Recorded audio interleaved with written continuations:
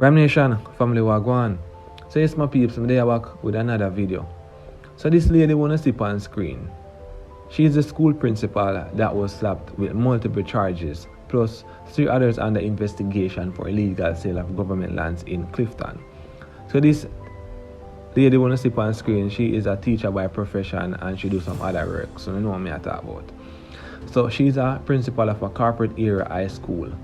Them never disclose our school in the corporate area.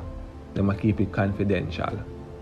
But them know how already, so them just keep it confidential, my peeps. But maybe someone will go see the video yeah, and see the picture and know who she is. So you know see who she turn up against? She is standing next to one of them government minister there. Not even remember what him name.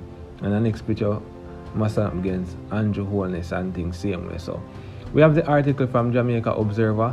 We did see the article a circle for nationwide, but nationwide never state who has been under investigation. But now Jamaica Observer put it out publicly, said the school principal has been slapped with multiple charges. So we have the article, my peeps. I can read it right now and thing. So if you're new to the Rhyme Nation channel, my peeps, maybe you're gonna subscribe to the channel, like up the video, share the video, and leave your thoughts down in the comment section and tell me what you think about this. So right now we are gonna start reading the article.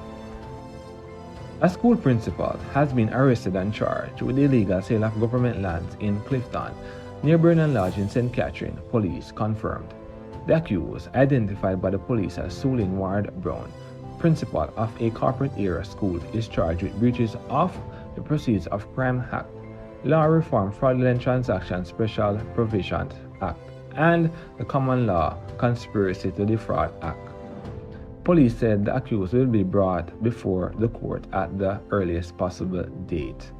At the same time, police said at least 3 other individuals of interest under investigation in connection with illegal Clifton land sale, which caused a firestorm early in the month when 10 structures on the lands owned by the Sugar Corporation of Jamaica (SCJ) holdings were demolished.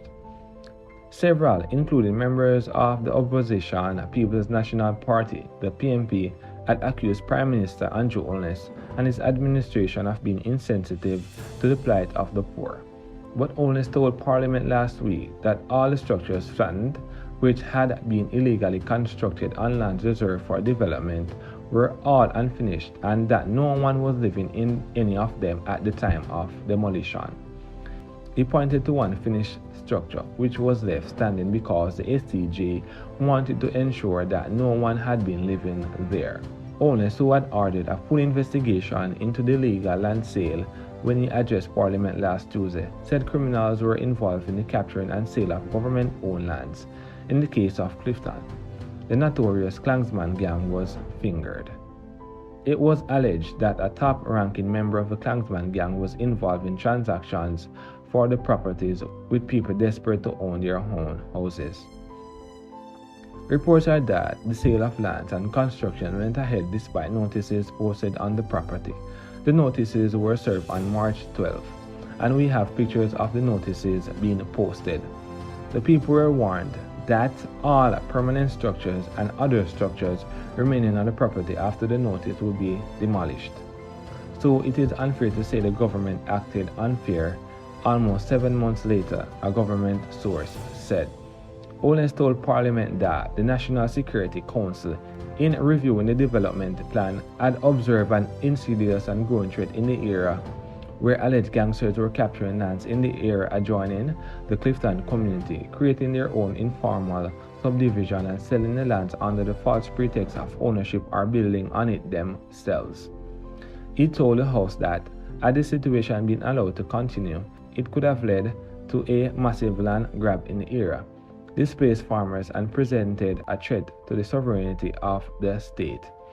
I could never allow that, Holness declared. Look here, I have been Prime Minister 3 times already. I don't want to leave a legacy where the country descends into disorder and lawlessness, he said, referring to scrutiny about the demolition resulting in a possible political sacrifice on his part.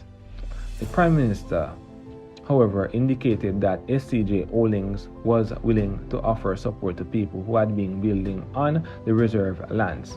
but stressed that this would only be offered if these individuals approached the government with clean hands by providing information as to how they came into possession of the lands on which they were building. There is a process that will be applied to them. First, they must come and identify themselves to us. Come to SCJ, come with clean hands. You have to tell us how this happened. In the process of regularizing this situation, if that is going to happen, we have to understand how it happened. Come to us and reason with us, and we will try and work out a solution.